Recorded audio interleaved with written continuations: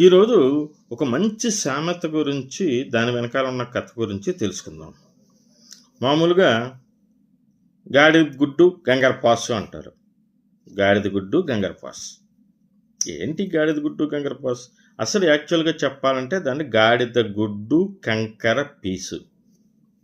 గాడిద గుడ్డు కంకర పీసు. ఓ మాటు ఓ ఆంగ్ల దొరగారి దగ్గర ఒక సినీ నటుడు రాజబాబు అనుకోండి. రాజబాబు అంటూ ఒక సేవకుడు, అల్లు రామలింగయ్య లాంటి ఒక గుమస్తా. అంటే అతను కొద్దిగా ఇంగ్లీషు వచ్చు, కొద్దిగా దాన్ని తెలుగులోది ఇంగ్లీష్లోకి మార్చి దొరగారికి చెప్తా ఉంటాడు అనమాట. ఆ ఇంగ్లీషు దొర తరచూ god is great, he is conquered peace అంటూ ఉండేవాడు.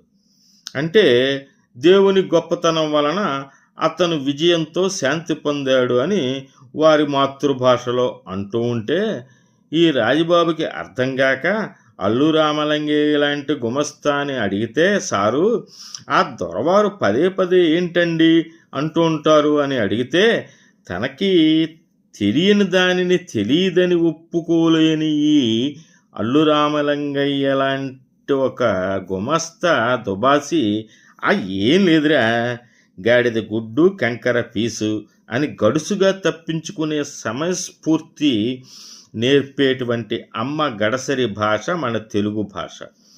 ఇది ఏ సందర్భంలో వాడతారంటే, తనకి కూడా తెలియని ఓ విషయాన్ని తనకన్నా చిన్నవారి ముందు తెలియదు అని ఒప్పుకోవడానికి చిన్నతనంగానో అహమో అడ్డొచ్చినప్పుడు గాడిద గుడ్డు నోరు మూసుకో అని తప్పించుకుంటారు నేటికి కొందరు.